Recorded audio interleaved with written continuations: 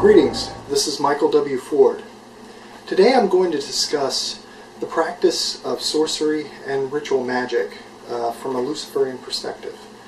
Many people write and contact me and ask, would you please give a demonstration or a explanation of how to work with Qlippothic demons and the specific Qlippothic spheres. I'm going to discuss those a little bit, and then I'm going to give you the easiest presentation I can for the practice of Yatuk Dinoih, or Armenian magic, the old Persian adversarial system. For those interested in the Qlippoth, I spent many years exploring the Qlippoth, compiling information, practicing, making mistakes, going deeper into it, and having success from it. In recent years, I've performed a series of workings which are outlined in Scales of the Black Serpent, Liber HVHI, and various other works. An excellent way to start to understand the Qlippoth is to understand that 12th century Jewish mystics who really encompassed and infused Kabbalah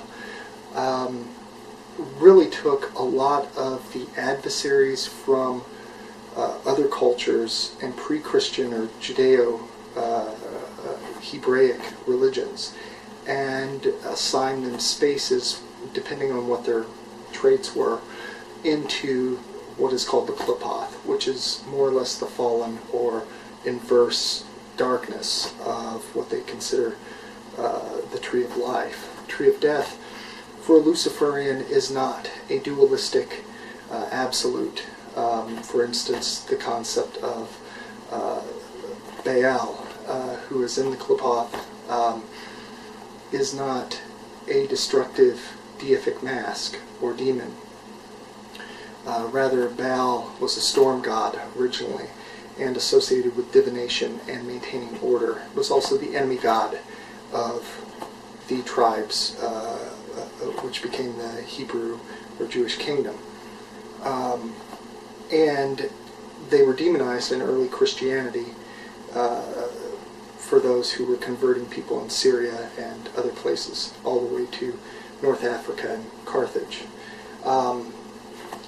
Baal's traits were taken and made extreme, as if he had one bad trait, being an Eastern deity or a storm god, then he was made completely destructive in those areas. All of the Qlippothic demons or powers have a root in earlier pre-Christian cultures. My work, Dragon and the Two Flames, was an exploration to the origins of the Qlippoth before the Qlippoth. And a lot of the works on Samael, Lilith, all of those have pre-Christian origins, both of a destructive and creative nature, depending on what they are.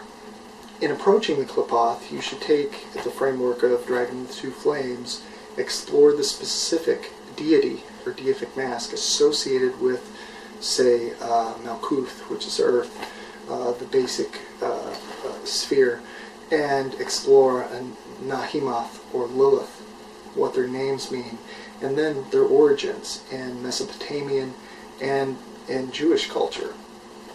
Those are an excellent way to start. To understand Malkuth, or going into Yesod, the moon, with Lilith, another aspect of Lilith, learn about her traits and her history.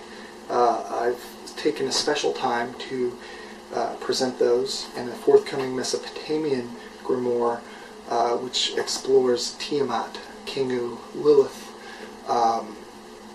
and Lamashtu, and the gods of Assyria and Babylon. I really present a lot of the different origins from where those assimilated into the syncretic or deific mask known as Lilith.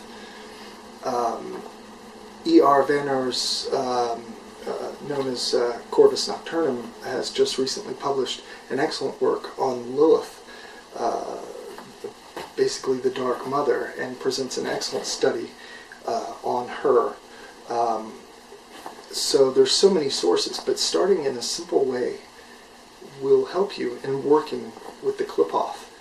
Then when you focus on those things associated with Earth, or if you're working with the Assad, the moon, then you take those elements of the Earth, those concepts and what they mean universally, their symbolism, and then take the symbolism and use that symbolism within yourself. Understand what those mean to you, and the workings, the invocations you do, will be unconsciously focused towards those areas. It is a self-creative work and an empowering work. It also can be very dark because you're dealing with the shadow or the unconscious of the mind. Those are your primal instincts and desires. Knowing yourself is paramount to this. Now, Darauga, the Armenian Yatuk Dinoih, ancient Persian magic identified from a Greco-Roman kind of assimilation, is a work in Luciferianism which is specifically dedicated to Akoman, the Lord of Darkness, King of this world. I'm going to give a chant on invoking Akoman, the evil mind.